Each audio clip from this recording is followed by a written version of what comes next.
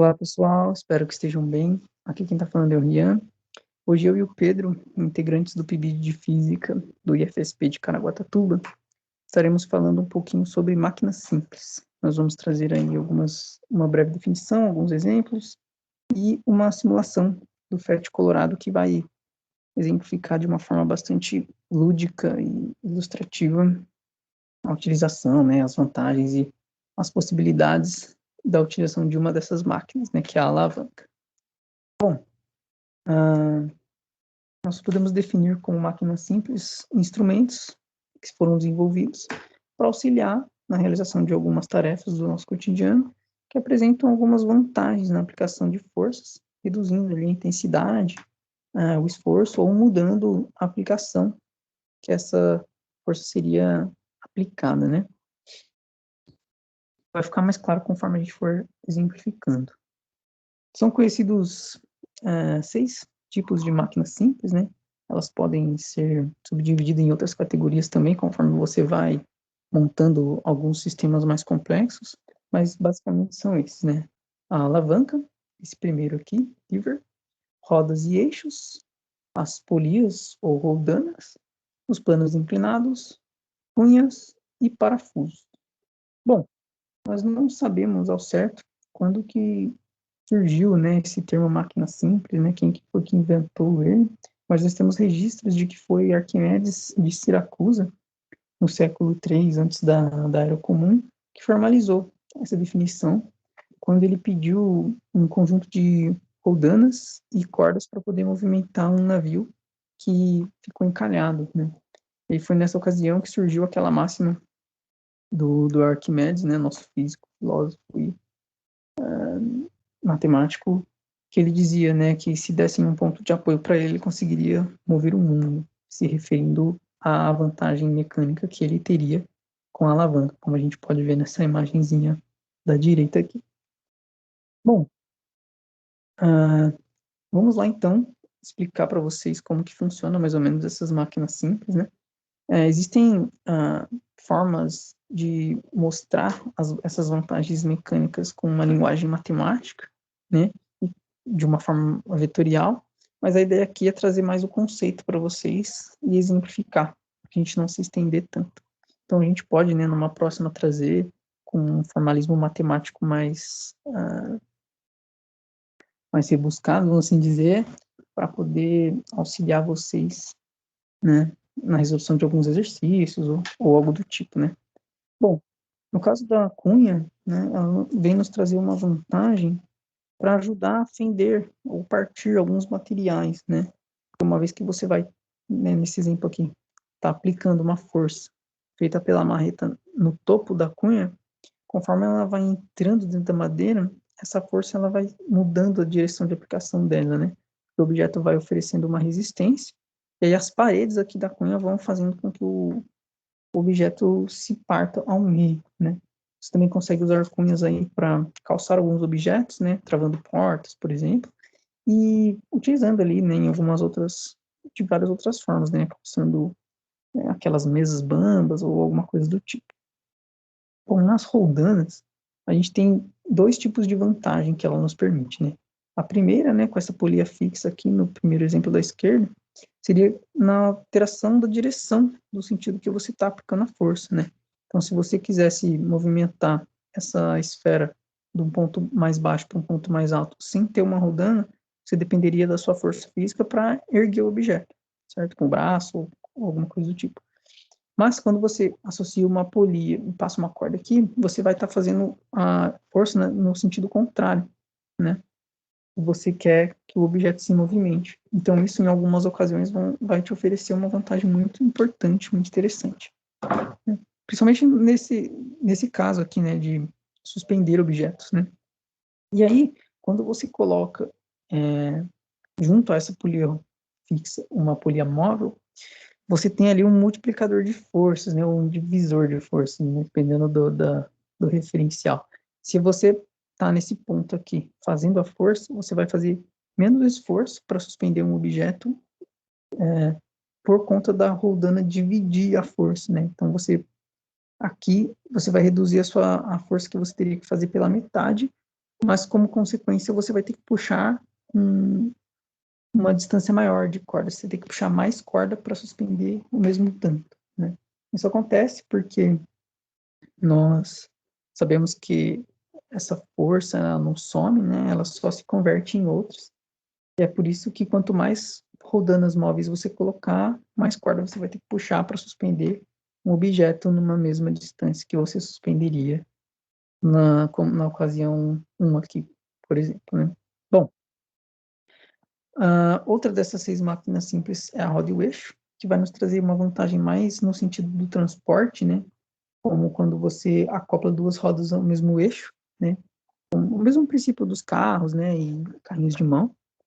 E em correias, quando você associa ali, né? Uma correia em 2 rodas de raios diferentes, você vai conseguir ter uma vantagem na sua movimentação, da mesma forma que a gente tem quando a gente muda a marcha de uma bicicleta, né? Você vai subir um morro, você coloca na marcha mais leve, e aí a, a correia que você vai pedalar mais, ela tem um diâmetro, um raio menor, e aí esse ganho do diâmetro menor vai fazer com que a catraca maior movimente ali a bicicleta com um esforço relativamente igual, né?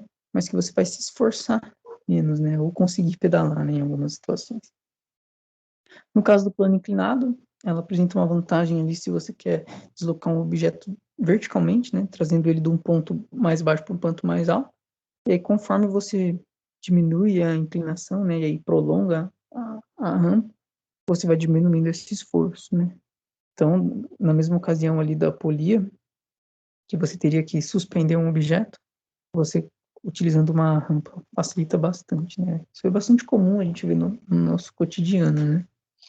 E a gente nem se questiona, né, por que elas existem. Bom, outra delas é o parafuso, né, que você consegue converter o movimento rotativo dele, né, com a sua chave de fenda, em um movimento linear, né. Ou seja, você furou a parede, colocou ali a broca, quando você for inserir o parafuso, você não vai empurrar ele, né, para a parede, você vai rotacionar e ele vai entrando, né, sem você ter que empurrar. E aqui a gente tem um exemplo, né, de uma associação de um parafuso com uma roda em um eixo, né, e uma rodaninha aqui ainda com outro peso. E aí, com essa manopla aqui, conforme você gira o parafuso, então você também gira a roda, que vai fazer com que esse parafuso também gire esta roda, né, suspendendo ou abaixando esse objeto aqui. Parafuso também é um objeto que a gente está acostumado a encontrar aí ao longo da nossa rotina, mas existem várias outras formas de você utilizar essa mecânica, né, como se você como se você fosse suspender, por exemplo, uma água de um nível mais baixo para um nível mais alto, e como você usar o princípio do parafuso para trazer a água para cima também. E por fim, a alavanca também vai ser uma multiplicadora da força, conforme você aproxima o ponto de apoio do objeto e aumenta, né, o braço ali da sua alavanca, né. E existem várias formas de você classificar uma alavanca, dependendo de onde que é o seu ponto de apoio ou o sentido da aplicação da força, né. Então a gente consegue diferenciar elas entre interfixas, que são os exemplos aqui das tesouras, as interpotentes, que são os exemplos aqui dos alicates, que você vai precisar fazer uma força ali de compressão, vamos assim dizer, num determinado ponto, e as interresistentes, que você vai estar fazendo ali a aplicação da força no mesmo sentido que o sentido oposto da resistência, né. Então, como no exemplo aqui de um abridor de garrafa. Bom, a ideia da alavanca, né, e das outras máquinas simples, elas ficam mais entendíveis quando a gente faz um tratamento matemático delas, mas eu acredito que essas exemplificações já nos faz ter uma dimensão bastante bacana delas, né. Agora o Pedro vai aprofundar um pouco na ideia das alavancas, trazendo o exemplo do software para você. Espero que tenha ficado claro. Qualquer dúvida, manda aí pra gente, que a gente tenta responder. Obrigado a todos, um abraço. Olá galera, tudo bem com vocês? Espero que todos estejam ótimos. E aqui é o Pedro, né? Eu estou junto com o Rian nessa monitoria aqui para dar um suporte, né, nessa questão das máquinas simples, né? Nessa minha parte agora eu vou mostrar para vocês um pouco do simulador FET, onde nele a gente encontra diversas simulações, né, que a gente pode até ver aqui na navegação, desde química, biologia, física, né, que vai ser o nosso foco aqui. E nesse simulador a gente vai mostrar uma simulação, né, que vai dar essa dimensão das máquinas simples de uma maneira mais visual, né, que vocês consigam abstrair melhor. Bom, o nome dessa simulação que a gente vai utilizar é Balançando. Eu vou deixar o link da plataforma do FET, né, do site do FET, e também se vocês quiserem o link dessa simulação específica, vai estar lá para vocês acessarem. E lembrando que a gente tanto consegue acessar online, né, clicando aqui, quanto baixar no nosso computador para acessar de uma maneira offline, né. Agora eu vou introduzir aqui esse software. Quando a gente clica vai aparecer a logo, né, do FET, vai carregar um pouco. E neste caso a gente vai aparecer 3 sessões, né, que seria uma introdução do software, um laboratório de equilíbrio, né, que a gente consegue modificar várias variáveis, analisar esse sistema, e um jogo, que mais para o final eu vou mostrar uma fase desse jogo e vou solicitar aqui para vocês que, se vocês quiserem, é claro, vocês entrem nesse jogo e realizem a fase 2, a fase 3, para vocês terem uma noção mais prática, né, desse efeito das alavancas. Bom, clicando aqui na introdução, a gente percebe já que a gente tem um layout, que aqui temos uma alavanca, né, um balanço, que temos um ponto de apoio aqui no meio, né, e duas barras aqui, 2 pedaços de metal que tá, como é que a gente pode dizer, tá equilibrando esse sistema, né. Se a gente clicar aqui, a gente vai alternar, né, para um sistema sem esses pilares e aqui com os pilares. Aqui na parte superior direita, a gente vai ver que tem alguns marcadores, né? Que esse é o marcador de massa, né? Quando a gente desabilita, pode ver que as massas aqui, os valores de massa, eles somem ou aparecem, né? As forças dos objetos, né? Por exemplo, se eu coloco esse extintor de 5 kg aqui, ó, a gente vê o vetorzinho da força apontando para baixo. E o nível, né? Que é o nível referente a uma linha paralela com o chão. Ou seja, ela está na mesma direção que o chão, só que eles não se encontram. Por exemplo, eu vou tirar aqui essas pilastras, a gente percebe que o nível era esse, mas a nossa alavanca ela ficou inclinada, certo? Se a gente retorna aqui o mesmo peso, né, na mesma distância para o ponto de apoio, a gente percebe que ele volta ao equilíbrio. Entretanto, se a gente coloca mais um peso aqui na ponta, essa questão do equilíbrio ela tende mais para o lado que tem mais massa, certo? Seguindo aqui nessa linha ainda de mostrar esse layout, a gente também tem essas outras marcações, né? Que eu tirei esse 10 kg aqui para deixar equilibrado. A gente tem uma régua, que a gente consegue ver a distância, né? Que a nossa massa ou está do ponto de apoio, ou a nossa massa está do ponto limite dessa alavanca, né? Qual a distância do ponto de apoio para a massa, ou a distância do ponto de apoio para a força, né? E também a gente tem algumas marcas, né? Que é subdivisões aqui, talvez para facilitar a abstração. Por exemplo, eu vou colocar esse no 5 e esse aqui está no 6. A gente percebe aqui, né, que mesmo as massas sendo iguais, né, aqui a massa do lado esquerdo, ela está aplicando uma força maior do que a do lado direito, né? Isso vai diretamente se relacionar com essa distância do ponto da massa, né, onde o centro de massa está apoiado, com a distância do ponto de apoio, né, que é esse ponto central aqui. Ou seja, a gente percebe, se a gente colocar esse no 5 também, eles vão voltar ao equilíbrio, porque as distâncias são iguais em ambos os casos. Nessa linha também, a gente pode perceber isso tirando esse aqui de 5 kg e colocando um de 10, né, que é mais pesado, numa distância intermediária.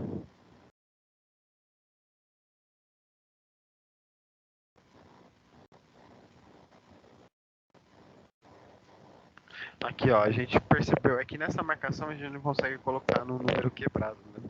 Porque aqui teria que ser 2,5, né, que é a metade de 5, para ele ficar exatamente em equilíbrio. Mas a gente já consegue ver, né, perceber, que mesmo uma massa mais pesada, né, de 10 kg de um lado, e uma massa de 5 kg do outro, essa massa de 5 kg, dependendo da distância que ela está desse ponto central, ela vai exercer uma força maior, que nem a gente está vendo aqui. Outra simulação que a gente tem é essa daqui. Essa outra simulação aqui, que chama Laboratório de Equilíbrio, né, é bem parecido com a da introdução. Só que aqui o software ele vai apresentar diversos outros materiais, né, ou pezinhos que a gente pode utilizar para fazer essa experiência. A gente tem aqui alguns tijolos, né, de 5, 10, 15, 20 quilos. A gente tem pessoas, né, de 20, 80 quilos, 30, 60. Aquele mesmo mecanismo, né, de tirar as pilastras. E aqui as mesmas funções, né, de régua, de marcação, marcadores de massa, força dos objetos. E esse daqui é bem parecido com o da introdução, porém um pouco mais completo. E aqui também a gente consegue fazer várias modificações, né? Modificar várias variáveis para fazer esse estudo, né, das alavancas. Bom, agora que a gente já passou dessa parte mais introdutória, né, que eu apresentei todas as funções, o mecanismo, né, desse software, o que ele nos apresenta, o que a gente consegue analisar e buscar nele, né? Principalmente relacionado com as máquinas simples e as alavancas, né? Eu vou apresentar para vocês um jogo, né, que esse mesma simulação ele propõe, né? Eu vou resolver o nível 1 para mostrar para vocês que é bem facinho e bem intuitivo também, né? Ele vai fazer as questões, ele fala para equilibrar esse sistema. Aí a gente vê que tem uma massa de 20 kg de um lado, temos a pilastra aqui, né, para você colocar os pesos aqui e não cair. Depois você clicar em conferir, ele vai mostrar, né, o sistema vai entrar em equilíbrio ou não. Aí você pontua ou não. Vou mostrar o exemplo aqui. Bom, a gente percebe que ele está nas marcações, se a gente for analisar as marcações, né, 2 pontinhos, né, da esquerda para a direita. Então, se esse aqui a massa é a mesma, a gente pode colocar no mesmo lugar. E o sistema vai entrar em equilíbrio. Bom, agora a gente pode ir para o próximo. Aqui ele pergunta o que vai acontecer se você tirar as pilastras, né? Que você tem 5 kg de um lado e 10 do outro. Entretanto, eles estão à mesma distância do ponto de apoio, que é o centro. Então, provavelmente não. Provavelmente não. Vai acontecer é que o lado direito, né, que tem a massa de 10 kg, vai exercer uma força maior e essa alavanca vai tender a ficar que nem essa terceira imagem aqui. Ó. Vamos ver? Conferir. Exatamente. Aí no exemplo 3, a mesma coisa, né, ele pede para equilibrar. A gente tem uma massa de 5 kg bem próxima ao ponto de apoio e uma de 10. Para equilibrar esse sistema, a gente vai ter que cortar a metade, né, dessa distância, né, porque é o dobro. 10 kg é o dobro de 5. Então a gente vai ter que colocar aqui bem rente, bem perto do ponto de apoio. Vamos ver? Entrou em equilíbrio. Aqui ele pergunta qual a massa, né? Ele mudou agora a questão. Qual a massa desse jarro de flúor? Então você vai ter que ver a distância que ele está e analisar, né, com esse pezinho de 5 kg que ele põe. Bom, vou pôr bem aqui na ponta. Ah, ele caiu. Então vamos pôr mais para cá. Não entrou em equilíbrio ainda.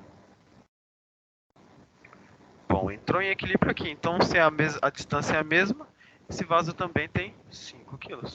Vamos conferir? Exatamente. Bom, o penúltimo desafio, ele também pergunta o que vai acontecer, né, se a gente tirar essas pilastras. Então ele vai ficar que nem a primeira imagem, né, já que temos mais massa do lado esquerdo e eles estão à mesma distância, né, do ponto de apoio. E por fim, ele pergunta novamente qual a massa dessa televisão. Então a gente vai para aquele mesmo processo de analisar, né, como que vai ficar, quando vai ficar em equilíbrio esse sistema aqui. Né? Bom, a gente percebe que o garotinho de 20 quilos precisou ficar no último pontinho, ou seja, bem rente ao ponto de apoio. Então, se a TV está no penúltimo, logo, ela tem a metade, né, da massa desse garotinho. Então, a gente pode pôr 10 aqui, ó, que vai entrar em equilíbrio. Vai entrar não, né? Vai confirmar. E é basicamente isso. Aí agora eu vou deixar para vocês, né? Vou deixar o link tudo na descrição do vídeo para vocês entrarem nesse jogo e realizarem os níveis 2, os níveis 3, 4. E até mesmo se quiser repetir o nível 1, né? Para vocês terem melhor essa compreensão prática desse sistema com alavancas, tá bom? Espero que vocês tenham gostado, né, dessa nossa apresentação sobre as máquinas simples, né, utilizando o software, do FET, esse artifício visual que é muito importante, né, na nossa etapa de ensino. E desde já eu agradeço, né, a presença de quem está nos ouvindo e a todos que nos ajudaram, né, nessa preparação. Então, muito obrigado a todos e até a próxima, galera.